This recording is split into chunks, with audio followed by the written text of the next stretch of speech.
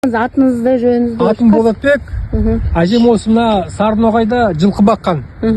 Жас қыс болған. Оның айтуынша, мына Будда тас дейді ғой, бұл батырдың бейіті болған. Мынаны қазғанда адамның сүйегі шыққан, мына тастың астынан. Шыққан қазан өткізіп бердік та, мыс таза мыс болғанда, оны өткізіп бердік.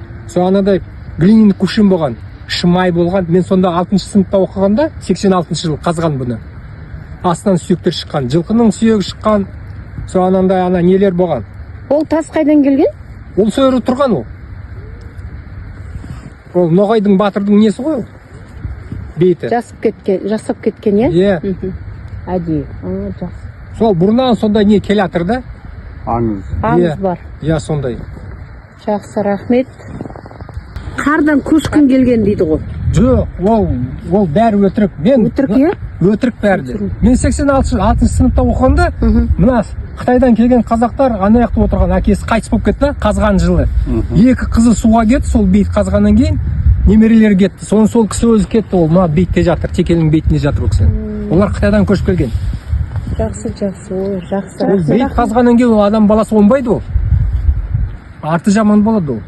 Қазылған бейіт екен. Қазылған бейіт ол. Сүйек, адамның сүйегі шыққан ол жақтан. Жылқының сүйегі шыққан. Талай заттар шыққан, бірақ бәрі талап кетті ғой. Бәсе, асты ойылып тұр. Ойылып тұр, қазған оны. Ол солай қалды.